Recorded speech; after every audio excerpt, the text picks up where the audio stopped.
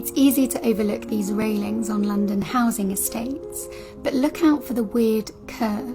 These are recycled World War II stretchers. Hundreds and thousands of ARP stretchers were made to carry wounded civilians during the Blitz. Have you ever seen them? What's the story about this weird street name in London? Well, I'll tell you. This is Farringdon Road, and what you can't see today is actually there's a river underneath here. It's one of London's lost rivers, but go to this corner and you can still see it. It was covered in the 18th century, but still flows today underground.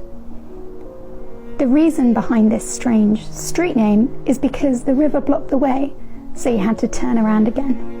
On Marchmont Street, look down to spot the saddest sculptures in London. Let me explain. A short walk from here is Quorum Fields, site of the Foundling Hospital opened in 1741 by Thomas Quorum.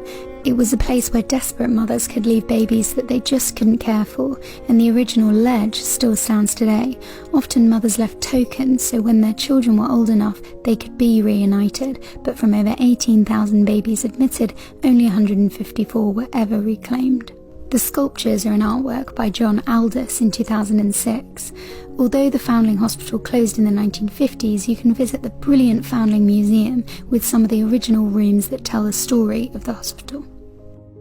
Here's something that you might have never noticed on Tower Bridge. It's this chimney that's pretending to be a lamppost. It used to burn coal fires until the Clean Air Act in 1956 stopped that, and it was connected to a guard's room under the bridge. You've probably never noticed this sneaky bit of history right by the Tower of London. This is a 1920s entrance to what was once the Tower subway. Built in 1868, for a small fee you could sit in a carriage and be pulled by cables under the Thames. But following faulty lifts and one fatal accident, it became a pedestrian tunnel. Then when Tower Bridge opened and that was free, it closed for good. So now the tunnels are just used for water mains and communication cables.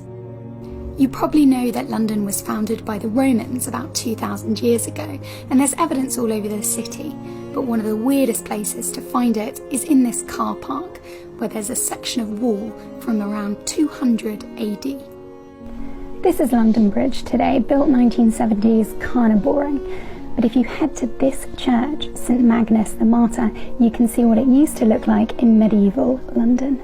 Old London Bridge was finished in 1209 and lasted until the 1830s, but what's shown here is mid-1400s. The model was built in the 1980s by David Adgett, who was a retired policeman. Here he is. This open space in Bethnal Green is hiding an incredible bit of history.